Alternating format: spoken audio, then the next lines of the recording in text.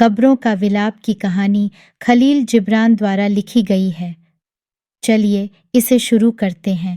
ये अमीर इंसाफ की गद्दी पर बैठा। उसके दाएं बाएं देश के विद्वान बैठे थे। उनके छड़े हुए चेहरों पर किताबों की छाया खेल रही थी। आसपास सिपाही तलवारें थामे और नेजे उठाए खड़े थे। सामने लोग यह देखने के लिए खड़े थे कि किस अपराधी को क्या दंड मिलता है। सबकी गर्दनें झुकी हुई थीं, आंखों में बेबसी झलक रही थी और सांस रुकी हुई थी, मानो अमीर की आंखों में एक ऐसी ताकत थी जो उनके दिलों पर डर और रौब गालिब कर रही थी। अमीर ने हाथ उठाया और चिल्लाकर कहा, मुलजिमों को एक एक करके मेरे सामने हाजिर करो और बताओ कि उनमें से किसने क्या कसूर किया है। शो कैद खाने का दरवाज़ा खोल दिया गया और काली दीवारें नजर आने लगीं। जंजीरों की झनकार सुनाई देने लगी। उसके साथ कैदियों की आह और रोना पीटना भी मिला हुआ था। लोग गर्दनें उठा उठा कर उनकी तरफ देखने लगे, मानो उस कब्र की गहराइयों से निकाली हुई उस मौत की शिकारों पर पहले नजर डालने में एक दूसरे के आगे बढ़ जाना चाहते हों। थोड़ी देर बाद कैद खाने से दो सिपाही निकले, जिनके कब्जे में एक नौजवान था। इस नौजवान के हाथों में हथकड़ी थी और उसकी छड़ी हुई त्योरी तथा निडर चेहरे से उसके स्वाभिमान और आत्मिक बल का पता चलता था। उसे सिपाहियों ने अदालत के बीच में खड़ा कर दिया और खुद थोड़ा सा पीछे होकर खड़े हो गए। अमीर ने एक क्षण उनकी तरफ घूर कर देखा, फिर सवाल किया, इस आदमी ने, जो हमारे सामने इस तरह सिर उठाए खड़ा है, जैसे अदालत की जकड़ में न हो बल्कि किसी ऊंची जगह पर खड़ा हो, क्या जुर्म किया है? अमीर के वजीरों में से एक ने जवाब दिया, कल एक फौजी अफसर और चंद सिपाही देहात में काम पर गए थे। इस आदमी ने अफसर को कत्ल कर दिया। सिपाहियों ने इसे गिरफ्तार कर लिया और खून में सनी हुई तलवार कब्जे में कर ली। अमीर गुस्से से कांपने लगा। उसकी आंखों से आग की चिंगारियां बरसने लगीं। उसने गरजती हुई आवाज में कहा, इसे जंजीरों में जकड़ दो और फिर उसी अंधेरी कोठरी में बंद कर दो।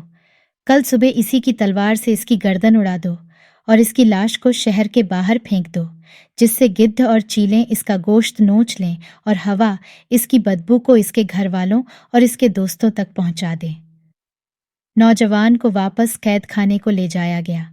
लोगों की दूर खबरी निगाहें उसके पीछे पीछे गईं, क्योंकि वह अभी कम उम्र का था, खूबसूरत था और हट्टा कट्टा था। इसके बाद सिपाही एक औरत को लिए कैद खाने से निकले। वह स्त्री बहुत सुंदर और कोमलांगी थी। उसकी आंखों में दुख और निराशा का पीलापन झलक रहा था। उसकी आंखें नीची हो रही थीं और लज्जा के मारे उसकी गर्दन झुकी थी। अमीर ने उस पर निगाह डाली और कहा, इस औरत ने जो हमारे सामने ऐसे खड़ी है, जैसे सच के सामने छाया, क्या कसूर किया है? एक वजीर ने उत्तर दिया, यह औरत कुलटा है। रात को जब इसका खाविंद घर आया, तब उसने देखा कि यह अपने यार के साथ सोई हुई है। इसका दोस्त डरकर भाग गया और खाविंद ने इसे पुलिस के हवाले कर दिया। यह सुनकर अमीर बहुत बिगड़ा। स्त्री शर्म के मारे पानी पानी हो गई। अमीर ने ऊंची आवाज में कहा, इसे वापस कैद खाने में ले जाओ और कांटों के बिस्तर पर सुलाओ, ताकि यह उस बिस्तर को याद करे जिसे इसने अपने पाप से नापाक बनाया, और इसे इनार मिला हुआ सिरका पिलाओ, ताकि यह अपने घर के खाने को याद करे। सुबह होने पर इसे नंगा करके खींचते और घसीटते हुए शहर के बाहर ले जाओ और संसार कर दो। इसकी लाश को वहीं पड़े रहने दो, ताकि भेड़िया इसका गोश्त खा जाएं और इसकी हड्डियों को कीड़े मकोड़े चाट लें। उस औरत को फिर कैद खाने की अंधेरी कोठरी में ले जाया गया।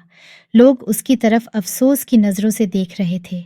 वह अमीर के इंसाफ पर खुश थे, लेकिन उन्हें उस स्त्री के सौंदर्य, कोमलता और उसकी दुखी आंखों पर भी रहम आ रहा था। इसके बाद दो सिपाही अधेड़ उम्र के एक कमजोर आदमी को लिए हुए आए, जो अपने कांपते हुए घुटनों को घसीटता हुआ चलता था। उसने भीड़ की तरफ व्याकुल आंखों से देखा। उसकी आंखों में मासूमी, बर्बादी और गरीबी झलक रही थी। अमीर ने उस पर निगाह डाली और जोश में आकर पूछा, इस गंदे आदमी ने, जो इस तरह खड़ा है जैसे जिंदों में मुर्दा, क्या कसूर किया है? कीस वजीर ने जवाब दिया, यह चोर है। रात के वक्त यह कलीसा में जा घुसा और जोगियों ने इसे पकड़ लिया। उसकी झोली में पूजा के बर्तन पाए गए। अमीर ने उसकी तरफ देखा जैसा भूखा गिद्ध पर कटी चिड़िया की ओर देखता है। चिल्लाकर बोला, इसे फिर कैद खाने के अंधेरे में फेंक दो और जंजीरों में जकड़ दो। जब सुबह हो जाए तब इसे रेशमी रस्सी से एक ऊंचे पेड़ पर लटका दो और इसी तरह इसे तब तक जमीन और आसमान के बीच लटका रहने दो जब तक इसकी गुनहगार अंगुलियां सड़ लग न जाएं और इनकी बदबू चारों तरफ फैल न जाए। सिपाही चोर को फिर कैद खाने में ले गए और लोग कानाफूसी करने लगे कि इस मरियल काफिर ने पूजा के बर्तन चुराने की हिम्मत कैसे की। अमीर गद्दी से उतरा और उसके विद्वान तथा बुद्धिमान सलाहकार भी उसके पीछे हो लए, सिपाही कुछ आगे और कुछ पीछे। लोगों की भीड़ तितर बितर हो गई और वह स्थान खाली हो गया। अलबत्ता कैदियों की आहें और गहरी सांसें सुनाई देती रहीं। मैं वहां खड़ा इस कानून पर हैरान हो रहा था जो इंसान ने इंसान के लिए बनाया है। मैं उस चीज पर गौर कर रहा था जिसे लोग इंसाफ कहते हैं। सोचते सोचते मेरे विचार इस तरह गायब हो गए जिस तरह शाम की लाली धुंधलके में छिप जाती है। मैं उस मकान से निकला। अपने दिल में कहता था कि घास मिट्टी से बढ़ती है, बकरी घास को खा लेती है, भेड़िया बकरी को अपनी खुराक बनाता है, गैंडा भेड़िया को खा जाता है और शेर गैंडे को मौत के घाट उतारता है। क्या कोई ऐसी ताकत मौजूद है इन तमाम घिनौनी बातों को अच्छे नतीजे में बदल दे? क्या कोई ऐसी ताकत है जो जिंदगी की सारी ताकतों को अपने हाथ में ले ले और अपने अंदर जज्ब कर ले, जिस तरह समुद्र सारी नदियों को अपनी गहराई में समा लेता है? क्या कोई ऐसी ताकत है जो कातिल को और मकतूल को, बुरा काम करने वाली और उसके साथ बुरा काम करने वाले चोर और जिसके यहाँ चोरी की गई उसको तथा अमीर के आसन से ज्यादा ऊंचे न्याय के आसन के सामने खड़ा कर दे? दूसरे दिन मैं शहर से निकलकर खेतों की तरफ गया ताकि मन को कुछ चैन मिले और जंगल का मनोहर वायुमंडल दुख और मायूसी के उन जंतुओं को मार दे जो शहर के तंग गली कूचों और अंधेरे मकानों में मेरे अंदर पैदा कर दिए थे। जिस वक्त घाटी में पहुंचा तो देखा कि गिद्धों, चीलों और कौवों के झुंड उड़ रहे हैं, जमीन पर उतर रहे हैं। उनकी आवाज़ों और पैरों की फड़फड़ाहट से वातावरण कांप रहा है। मैं जरा आगे बढ़ा तो देखा कि मेरे सामने एक लाश पेड़ पर लटक रही है और एक नंगी औरत की बेजान देह उन पत्थरों के ढेर में पड़ी है जिनसे उसे संगसार किया गया था। उधर एक नौजवान की लाश धूल तथा खून से सनी हुई है और उसका सिर धड़ से जुदा पड़ा है। मैं वहीं ठहर गया। मेरी आंखों पर एक मोटा और अंधेरा पर्दा पड़ गया और मुझे कल्पना और मौत के सिवाय जो खून में सनी उन लाशों पर छाई हुई थी कुछ भी दिखाई नहीं देता है। बर्बादी की पुकार के अलावा मेरे कान कुछ भी नहीं सुनते थे। इस पुकार में कौवों की आवाज़ भी मिली हुई थी जो इंसानी कानून के शिकारों के चारों तरफ मंडरा रहे थे। 3 इंसान कल तक जिंदा थे, आज सुबह मौत के मुंह में चले गए। 3 आदमियों ने इंसान के अस्तित्व में अपनी निष्ठा को खो दिया और अंधे कानून ने हाथ बढ़ाकर उन्हें बेदर्दी के साथ पामाल कर दिया। 3 आदमियों को जेल ने कसूरवार ठहराया क्योंकि वे कमजोर थे और कानून ने उन्हें मौत के घाट उतार दिया क्योंकि वह ताकतवर था। एक आदमी ने दूसरे को कत्ल कर दिया था तो वह कातिल खूनी ठहरा, लेकिन जब अमीर ने उसे कत्ल करवा दिया तो अमीर इंसाफ करने वाला समझा गया। एक शख्स ने पूजा का सामान ले लिया तो लोगों ने उसे चोर कहा, लेकिन जब अमीर ने उसकी जिंदगी छीन ली तो वह अमीर विद्वान ठहरा। एक औरत ने अपने पति से बेईमानी की तो लोगों ने उसे कुल्टा ठहराया, लेकिन जब अमीर ने उसे नंगा करके संसार करवाया तो अमीर शरीफ कहलाया। खून बहाना हराम है, लेकिन अमीर के लिए ये किसने हलाल कर दिया? माल हड़प करना जुर्म है, लेकिन आत्माओं को हड़प करना किसने जायज़ करार दिया? औरतों की बेईमानी खराब बात है, लेकिन ये किसने कहा कि खूबसूरत देहों को संसार करना पाक काम है? हम छोटी सी बदमाशी के मुकाबले में बहुत बड़ी बदमाशी करते हैं और कहते हैं कि यह कानून है। हम फिसाद का बदला बदतरीन फिसाद से देते हैं और कहते हैं कि यह शील है। हम एक अपराध का बदला लेने के लिए दूसरा बड़ा अपराध करते हैं और चिल्लाते हैं कि यह इंसाफ है। क्या अमीर ने कभी अपने दुश्मन को मौत के घाट नहीं उतारा? क्या उसने कभी अपनी प्रजा के किसी कमजोर इंसान का माल हड़प नहीं किया? क्या उसने कभी किसी खूबसूरत औरत की ओर आंख नहीं उठाई? क्या वह इन तमाम जुर्मों से पाक है कि जिससे कातिल की गर्दन उड़ाना, चोर को सूली चढ़ाना और व्यभिचारिणी को संसार करना उसके लिए जायज हो गया? वे कौन थे जिन्होंने चोर को दरख्त पर लटकाया? क्या आसमान से फरिश्ते उतरे थे या वे वही इंसान थे जो उस माल को, जो उनके हाथ में आ जाता है, हड्डप लेते हैं? और उस कातिल का सिर किसने कलम किया था? क्या ऊपर से नबी और पैगंबर आए थे या वे ही सिपाही थे जो कत्ल और खून करते रहते हैं? और उस व्यभिचारिणी को किसने संसार किया था? क्या उस काम के लिए पाक रूहें अपने स्थानों से आई थीं या वे वही लोग थे जो अंधेरे के पर्दे में बुरे काम किया करते हैं? कानून, कानून क्या चीज़ है? उसे आसमान की ऊंचाइयों से सूरज की किरणों के साथ उतरते किसने देखा है? और किस आदमी ने खुदाई इच्छा को इंसान के दिल से मिला जुला पाया है? और किस खानदान में फरिश्तों ने आकर इंसानों से कहा है कि कमज़ोरों को ज़िंदगी की रोशनी से महरूम कर दो, गिरे हुए को तलवार से उड़ा दो और कसूर करने वाले को फौलादी पांवों के नीचे रौंद डालो? मेरे दिमाग में यही विचार चक्कर लगा रहे थे और मुझे परेशान कर रहे थे कि इतने में मैंने किसी के पैरों की आहट सुनी। आंख उठाई तो देखा कि एक औरत पेड़ों में से निकलकर लाशों के करीब आ रही है। उसके चेहरे पर खतरे के निशान दिखाई दे रहे थे, मानो वह उस भयावने नजारे को देखकर डर गई हो। वह उस लाश की तरफ बढ़ी जिसका सिर कटा हुआ था और चीख चीख कर रोने लगी। अपनी कांपती हुई बाहों से उसने लाश को गले लगाया। उसकी आंखों से आंसुओं की झड़ी लगी थी। वह अपनी उंगलियां लाश के बालों में फेर रही थी। जब वह थक गई तो उसने अपने हाथों से जमीन खोदना शुरू किया, यहां तक कि एक लंबी चौड़ी कब्र खोद ली। फिर उसने उस नौजवान की लाश को उठाकर कब्र में रख दिया। उसका कटा हुआ और खून से लथपथ सिर उसके कंधों पर रख दिया और कब्र को मिट्टी से ढांककर उसके ऊपर उस तलवार के फल को गाड़ दिया जिससे उसका सिर काटा गया था। इसके बाद उसने आंसू बहाते हुए मुझसे कहा, अमीर से कह दो बजाय इसके कि मैं उस इंसान की लाश को, जिसने मुझे बेइज्जती के कब्जे से छुड़ाया, जंगल के खूंखार जानवरों और परिंदों के खाने के लिए छोड़ दूं। मेरे लिए बेहतर है कि मैं मर जाऊं और उस आदमी से जा मिलूं। मैंने उससे कहा, ओ दुखी औरत, मुझसे डरो मत, क्योंकि मैं तुमसे पहले इन मैयतों पर विलाप कर चुका हूं। लेकिन मुझे यह तो बताओ, इस आदमी ने तुम्हें बेइज्जती के कब्जे से किस तरह बचाया था? हाँ? उसने टूटती हुई आवाज में जवाब दिया, अमीर का एक अफसर हमारे खेतों में लगान और जजिया वसूल करने आया था, लेकिन जब उसने मुझे देखा तो उसकी नीयत में बदी आ गई। इसके बाद उसने मेरे बाप की तरफ भारी रकम निकाल दी और चूंकि मेरे गरीब बाप यह रकम अदा नहीं कर सकते थे, उस अफसर ने गुस्से में आकर रुपये के बदले में मुझ पर कब्जा कर लिया, इस ख्याल से कि मुझे अमीर के महल में पहुंचा दे। मैंने रो रो कर उससे दया की भीख मांगी, लेकिन उसे रहम नहीं आया। मैंने उससे बाप के बुढ़ापे की तरफ ध्यान देने की मिन्नत की, लेकिन वह न पसीजा। तब मैंने चिल्ला चिल्लाकर गांव वालों को इकट्ठा किया और उसके सामने फरियाद की।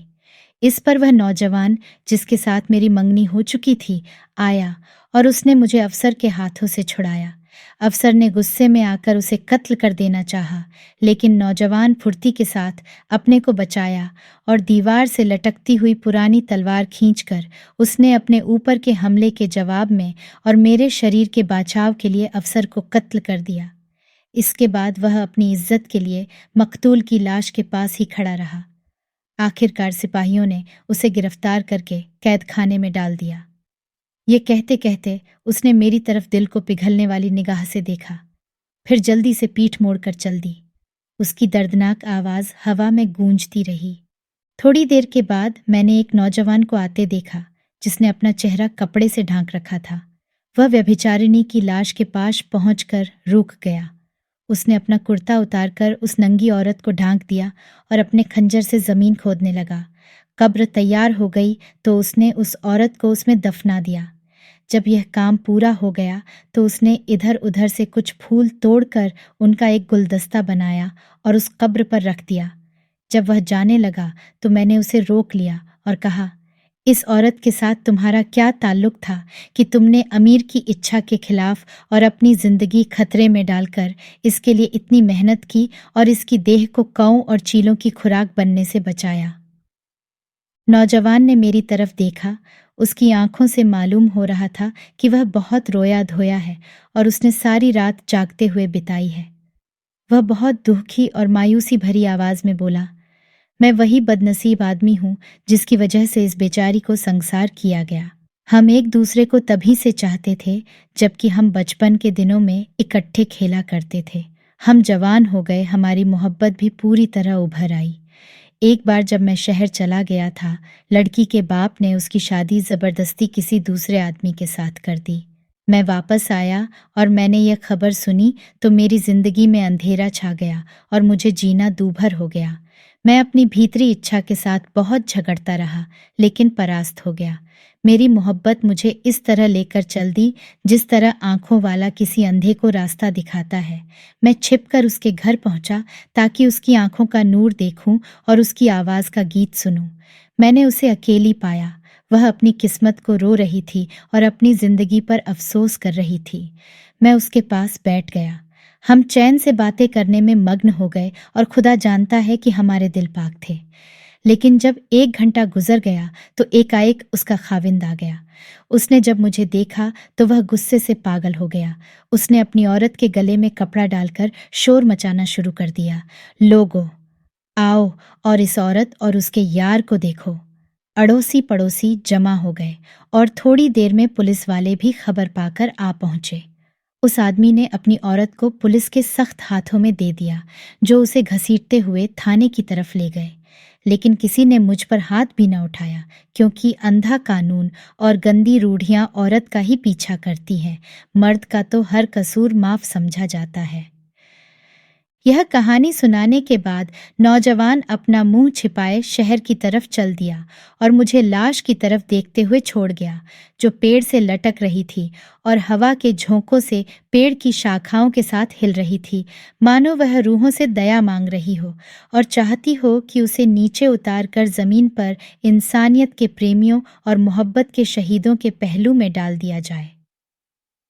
1 घंटे के बाद एक दुबली पतली औरत आ पहुंची, जिसके कपड़े चीथड़े हो रहे थे। वह पेड़ से लटकती हुई लाश के करीब आकर ठहर गई और उसने रो पीट कर दिल को हल्का किया। इसके बाद वह पेड़ पर चढ़ गई और उसने अपने दांतों से रेशमी रस्सी को खोला। लाश गीले कपड़े की तरह जमीन पर आ गई। औरत पेड़ के नीचे उतरी और 2 कब्रों के पहलू में तीसरी कब्र खोदी और उसमें लाश को दफन कर दिया। जब वह कब्र पर मिट्टी डाल चुकी तो लकड़ी के 2 टुकड़े लेकर उनका सलीब बनाया और उसे कब्र के सिरहाने गाड़ दिया। जब वह जाने लगी तो मैंने बढ़कर सवाल किया, ओ औरत, तुम्हें किस बात ने मजबूर किया कि तुम एक चोर को दफन करने के लिए यहाँ आओ? उसने मेरी तरफ देखा। उसकी निगाहों से परेशानी और बेचैनी के निशान दिखाई दे रहे थे। उसने कहा, हमारे 5 बच्चे भूखों मर रहे हैं। उनमें सबसे बड़ा 8 साल का है और सबसे छोटा अभी दूध पीता है। मेरा खाविंद चोर न था। वह गिरजाघर की जमीन में खेतीबाड़ी करता था और उसे गिरजाघर के जोगी इतना ही मेहनताना देते थे कि अगर हम शाम को खाना खा लेते तो सुबह के लिए हमारे पास कुछ न बचता। जब मेरा खविंद जवान था तो वह गिरजाघर के खेतों को अपने पसीने से सींचता था और अपनी बाहों की ताकत से वहां के बागों को हरा भरा रखता था। लेकिन जब वह बूढ़ा हो गया और जब सालों की मेहनत ने उसकी ताकत को खत्म कर दिया और बीमारियों ने उसे घेर लिया, तो उन्होंने उसे यह कहकर नौकरी से हटा दिया कि गिरजा को अब तुम्हारी ज़रूरत नहीं है, अब तुम चले जाओ। जब तुम्हारे बेटे जवान हो जाएं तो उन्हें यहाँ भेज देना ताकि वे तुम्हारी जगह ले लें। मेरा खाविंद उनके सामने बहुत रोया धोया। उसने ईसा मसीह के नाम पर उनसे दया की भीख मांगी और उन्हें फरिश्तों तथा मसीह के साथियों की कस्में दिलाईं, लेकिन उन्होंने दया न की और न उस पर मेहरबानी की, न मुझ पर, न हमारे बच्चों पर। मेरा खाविंद शहर में गया ताकि कोई नौकरी ढूंढे, लेकिन नाकामयाब होकर लौटा, क्योंकि उन महलों में रहने वाले सिर्फ जवान आदमियों को नौकर रखते थे। इसके बाद वह सड़क पर बैठ गया ताकि लोगों से दान या भीख मिले, लेकिन किसी ने उसकी तरफ निगाह न डाली। लोग कहते थे इंसान को भीख या खैरात देना मजहब के खिलाफ है। आखिर एक ऐसी रात आ पहुंची जबकि हमारे बच्चे भूख के मारे जमीन पर तड़प रहे थे।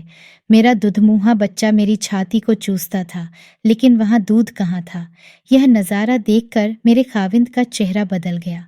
वह अंधेरे के पर्दे से चुपके से निकला और गिरजाघर के भंडार में पहुंच गया, जहां जोगी और पादरी अनाज और शराब जमा करके रखते हैं।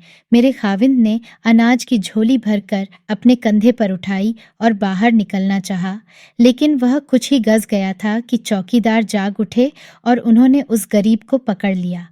उन्होंने उसे गालियां दी, खूब मारा पीटा और जब सुबह हुई तो यह कहकर पुलिस के हवाले कर दिया कि वह चोर है और गिरजाघर के सोने के बर्तन चुराने आया था। पुलिस ने उसे कैद खाने में डाल दिया। उसके बाद इस पेड़ में लटका दिया गया ताकि गिद्ध इसके गोश्त से अपना पेट भरे। इसका कसूर क्या है? सिर्फ इतना ही कि इसने इस बात की कोशिश की थी कि इसके भूखे बच्चे उस अनाज से अपना पेट भरें। इसका कसूर क्या है जो इसने अपनी बाजुओं की ताकत से उन दिनों जमा किया था जबकि वह गिरजाघर का नौकर था। इतना कहकर वह गरीब औरत चली गई, लेकिन उसकी बातों ने सारे वायुमंडल को उदास और दुखी बना दिया। ऐसा मालूम होने लगा मानो उसके मुंह से धुएं के बादल निकलकर हवा में दुख का वातावरण पैदा कर रहे हैं। मैं उन कब्रों के पास खड़ा रहा जिनकी मिट्टी के जर्रों से फरियादें निकल रही थीं। मैं खड़ा सोच रहा था कि अगर इस खेत के पेड़ों से मेरे दिल की आग की लपट छू जाए तो ये हलचल करने लग जाए और अपनी जगह छोड़कर अमीर और उसके सिपाहियों से जूझ पड़े और गिरजाघर की दीवारों को तोड़ फोड़ कर पादरियों के सिर पर गिरा दे। मैं उन नई कब्रों की ओर देख रहा था। मेरी निगाह से हमदर्दी की मिठास और दुहक और अफसोस का कड़ुआपन निकल रहा था। यह एक नौजवान की कब्र है जिसने अपनी जिंदगी को एक अबला औरत की इज्जत बचाने के लिए निछावर कर दिया। इसने उस औरत को भेड़िए के मुंह से छुड़ाया और उस बहादुरी के लिए इसकी गर्दन उड़ा दी गई। उस औरत ने अपने रहबर की कब्र पर तलवार गाड़ दी है जो इस नौजवान की बहादुरी की तरफ इशारा करती है। यह कब्र उस औरत की है जो मारी जाने से पहले प्रेम की पुतली थी। इसे संसार किया गया क्योंकि वह मरते दम तक पाक रही। इसके दोस्त ने इसकी कब्र पर फूलों का गुच्छा रख दिया है जो प्रीति की सुगंध की तरफ इशारा करता है। और यह उस बदनसीब गरीब की कब्र है जिसकी बाजुओं में जब तक ताकत थी तब तक वह गिरजाघर के खेतों में खेती बाड़ी करता रहा, लेकिन जब उसमें ताकत न रही तो उसे निकाल दिया गया।